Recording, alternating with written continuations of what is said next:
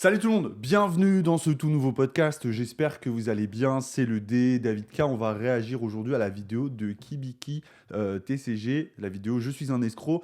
Je vous le dis d'ores et déjà, la vidéo est très intéressante, elle est très bien, c'est l'une des vidéos Pokémon de l'été pour moi qui est marquante parce qu'elle aborde plein de sujets vraiment clés dans l'univers Pokémon, dans l'entrepreneuriat, donc c'est cool, ça fait du bien de voir du contenu comme ça. Donc je vous invite à bien sûr à checker la vidéo par avant. Elle sera dans les premiers liens de description. Je vais un petit peu, je sais pas pourquoi je dis ce mot, mais c'est mon mot. Tu vois, j'aime bien le dire, donc je fais ce que je veux vu que je suis sur ma chaîne. On va un petit peu débunk la vidéo, prendre point par point, voir ce que moi j'en pense. Bien sûr, on peut pas être d'accord sur tout. Il le dit dans sa vidéo. D'ailleurs, on peut avoir des divergences d'opinion et on peut en discuter. Donc ça, c'est cool. Voilà, franchement, vidéo très intéressante. Je vous invite à la regarder et vous connaissez un petit peu la formule avant de débuter le podcast. Prenez votre petit café, votre petit thé glacé de l'été. C'est parti pour un nouveau podcast du D et j'ai envie de dire let's go. Bon, déjà la vidéo de Kibiki elle est cool. Moi, j'ai pas pour habitude de regarder le contenu Pokémon. Il faut être honnête, je me sens pas très concerné par le contenu Pokémon YouTube. Il le dit lui aussi d'ailleurs. Hein, il regarde beaucoup de contenu, notamment aux US, notamment Pokérêve, qui font partie de ses inspirations et j'aimerais déjà rebondir sur ce premier point. Tout le monde a des inspirations. Il faut arrêter déjà. Souvent, j'entends oui, on m'a piqué mon concept, on m'a piqué mon idée. Il n'y a aucun concept qui appartient à personne, il n'y a aucune idée qui appartient à personne. On n'a rien inventé, on n'a rien révolutionné. On fait du Pokémon et on fait du Pokémon après la guerre, j'ai envie de dire. Donc, déjà, ça, c'est important de remettre un petit peu, comme je l'ai dit sur la dernière vidéo, l'église au milieu du village. Petit point que je voulais aborder.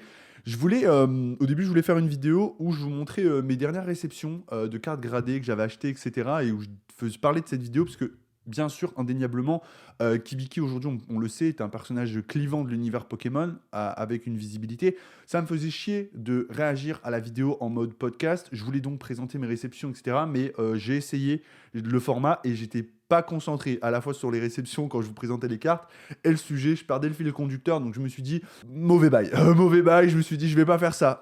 Après je me suis dit bon, Kibiki il a déjà réagi à des vidéos que j'avais fait, donc je peux me permettre de le faire aussi. Donc voilà. Ok, donc on va partir sur les premiers points. J'ai la vidéo en dessous les yeux.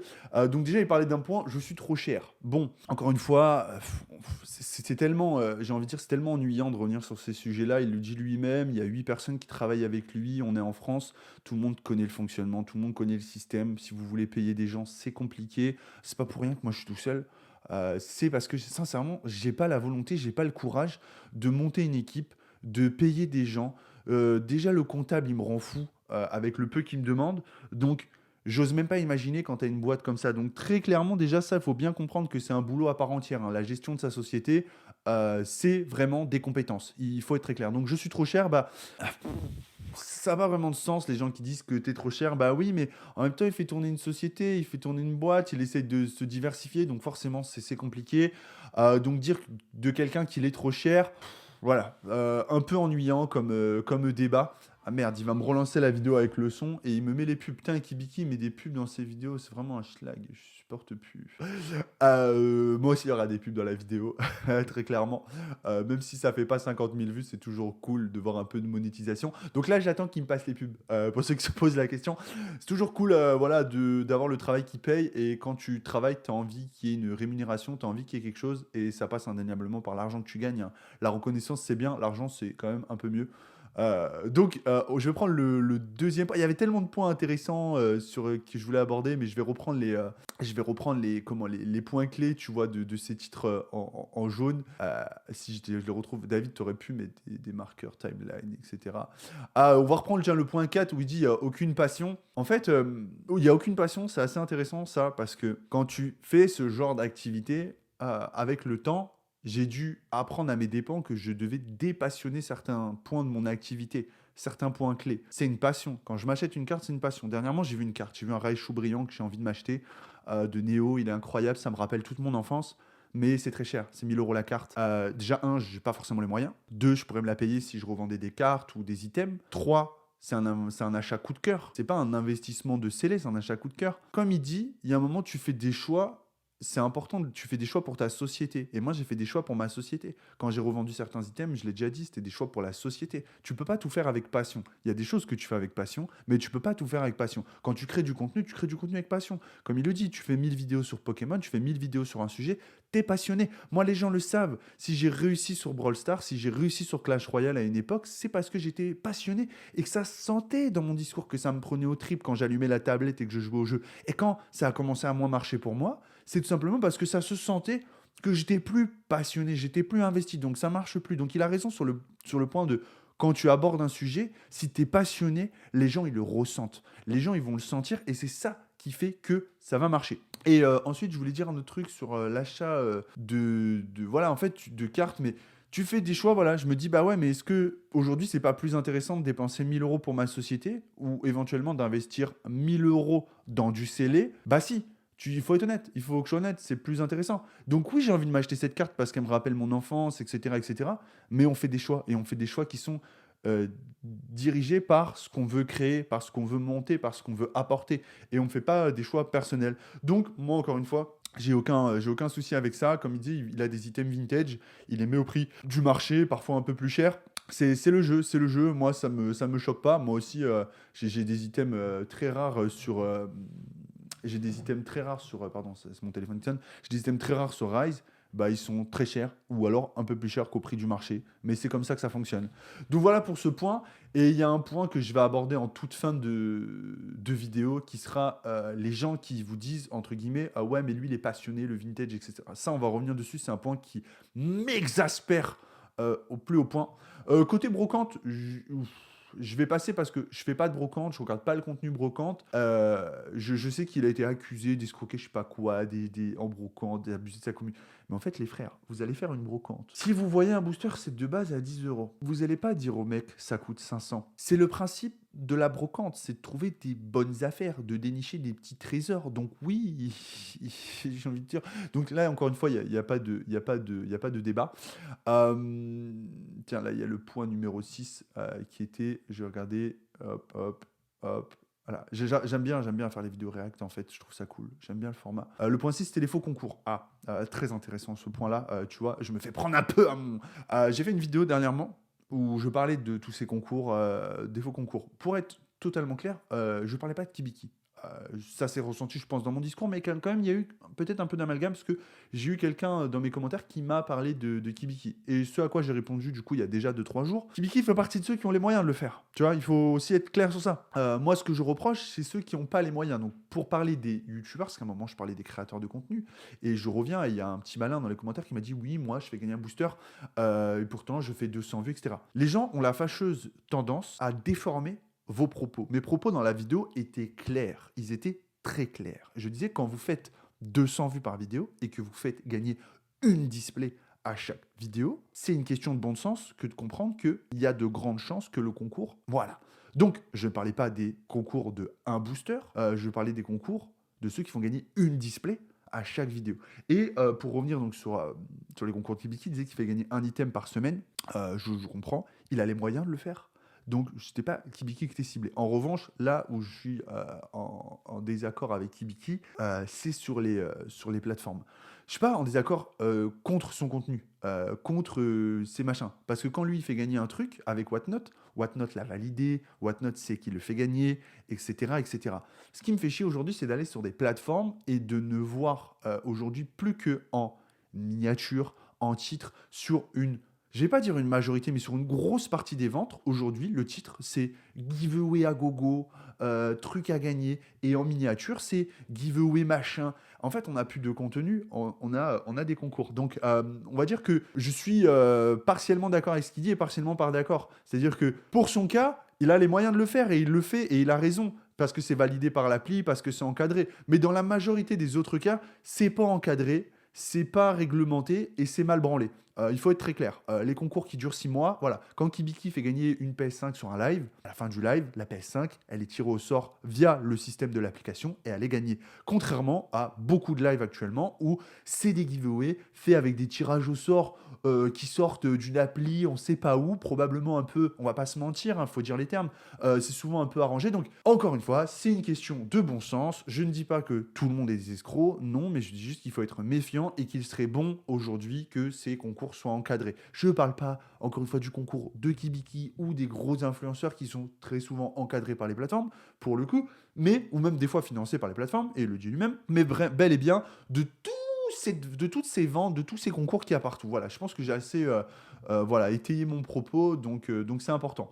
Ensuite, on avait d'autres points, mais moi, ah putain, les pubs, Kibiki, frérot, tu fais chier, frérot. Pourquoi tu monétises ton contenu? Et dis-nous en commentaire. Voilà, je sais que Kibiki regarde mon contenu en vrai. Voilà, les gars, je suis fame. André David K, c'est fame. Non. On pèse les boosters. Je vais vous dire un truc, les gars. Les gros vendeurs, et je m'inclus dedans parce que sur Rise, c'est pareil, il y a des histoires de numérotés, etc. On pèse pas les boosters pour une seule raison. Sur le court terme, sur le moyen terme et le long terme, tu es foutu. Tu es foutu si tu fais ça. Donc, peser les boosters, ça n'a pas d'intérêt pour un gros vendeur. Parce qu'en fait, il va se faire cage à un moment ou à un autre. Donc, si tu veux monter un business qui soit périn sur le long terme, ne tombe pas, et ça c'est un conseil, j'ai envie de dire aux jeunes vendeurs, ne tombez pas dans la facilité. La facilité, c'est l'ennemi du bien, très clairement. Donc, encore une fois, faux débat, j'ai envie de dire, les gros vendeurs le font pas. Après, voilà, tout le monde n'a pas l'auréole au-dessus de la tête, mais quand même, c'est une question de bon sens dans ton business. Tu commences à peser les boosters. Voilà, si moi, les gens qui achètent des boosters à l'unité sur ma boutique, moi, j'ouvre des displays spécialement pour les boosters à l'unité.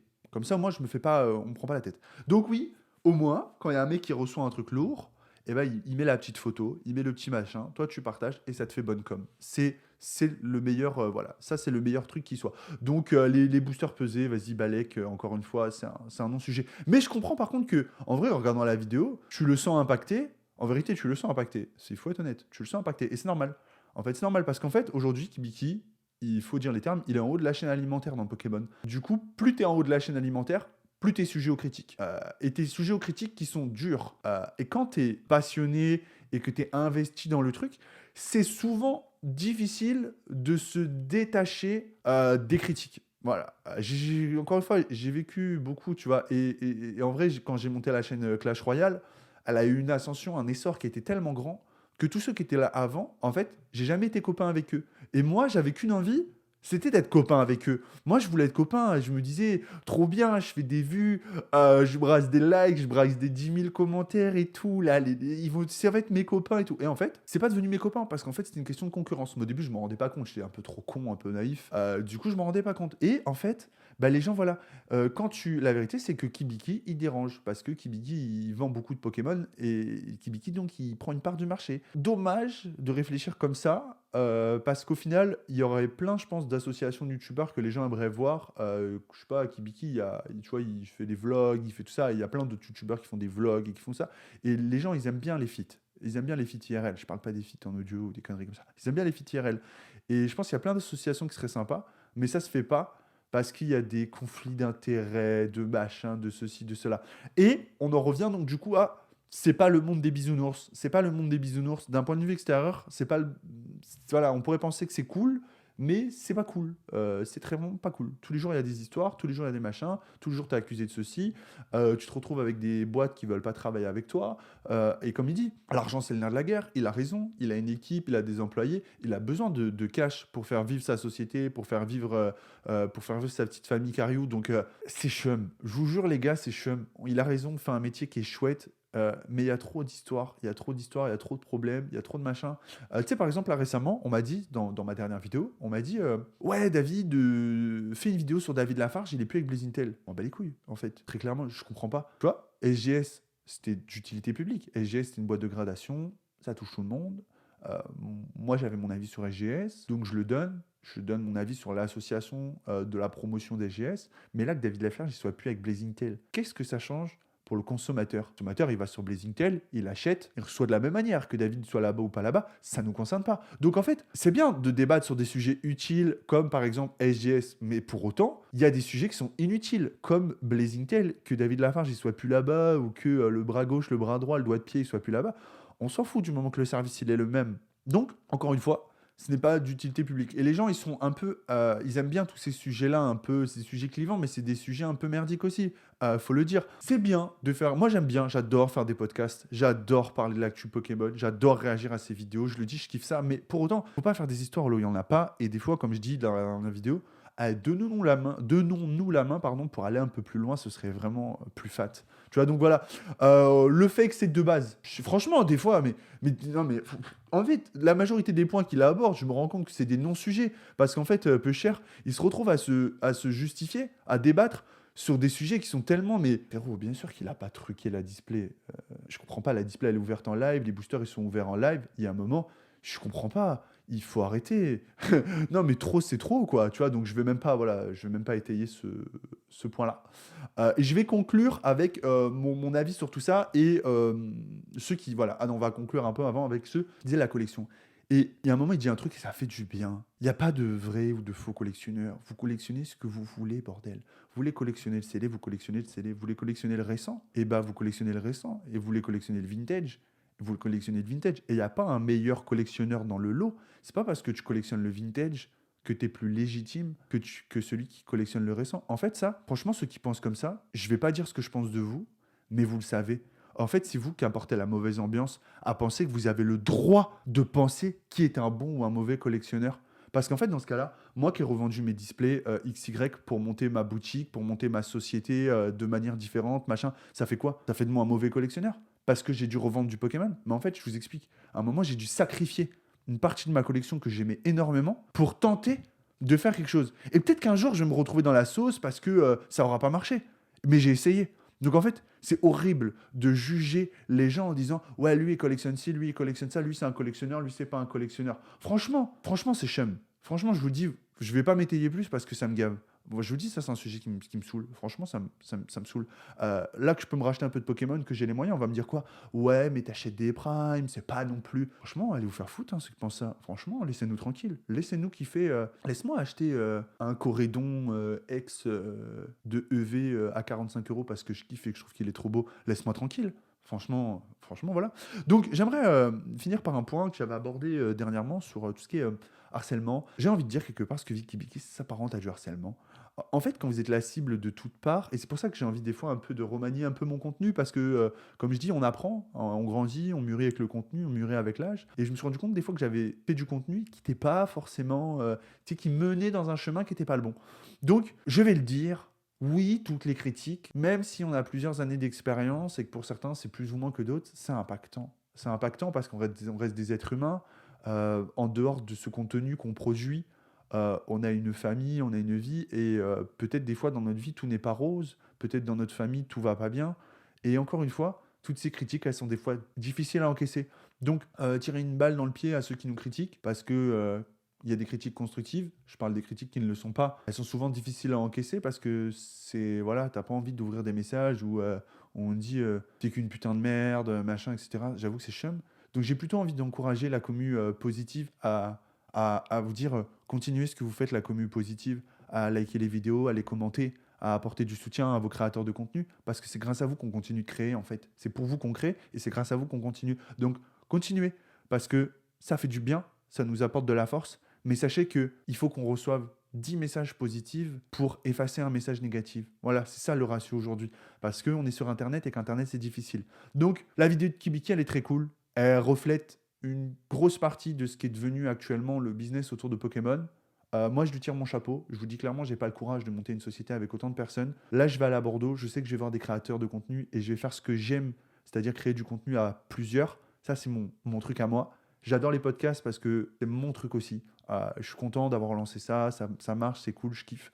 Je vous le dis clairement, je vais être un peu à Bordeaux, je vais être avec ma petite sœur, et le contenu que vous allez avoir, ça va être du contenu au ras des pâquerettes. C'est-à-dire, je suis là pour m'amuser, je suis là pour kiffer, je suis là pour profiter avec ma petite sœur comme je l'ai fait depuis des années sur YouTube, sur Clash Royale, sur Brawl Stars et sur d'autres jeux, créer du contenu avec elle et faire des trucs cool. Je vais faire des vlogs, je suis nul en vlog, mais je vais le faire. je vais visiter des boutiques, je vais visiter Bordeaux. Peut-être vous me verrez en train de bouffer un donut. Aujourd'hui, je vais partager ce que j'ai envie de partager sur YouTube et pas partager ce qu'on attend que je partage. Très clairement, si vous kiffez, vous restez. Si vous kiffez pas, vous n'êtes pas là. C'est pas grave. Voilà. Merci à tous pour cette vidéo. Elle me fait du bien aussi. Je vais pas vous mentir. Elle est peut-être un peu longue, mais voilà. Félicitations à Kibiki pour ce qu'elle a monté. Félicitations aux créateurs de contenu qui montent des business et qui fonctionnent. Le travail paye. C'est ça qu'il faut retenir. Et il faut souvent beaucoup plus s'investir. Et croyez-moi, les sacrifices sont nombreux. Voilà, il faut le dire. Pour les gens qui montent des grosses structures comme ça, les sacrifices sont nombreux. Donc, c'est beaucoup d'heures de travail. Donc, moi, je tire mon chapeau à ceux qui réussissent. La réussite est une inspiration pour nous tous. Donc, on devrait s'en inspirer. Voilà. Passez une bonne journée. C'était le D, David K. Et c'est probablement la dernière vidéo avant les vacances, avant la petite sœur, avant le kiff. Donc, je vous remercie d'avoir regardé. C'était le D. Je vous dis à très bientôt. Peace.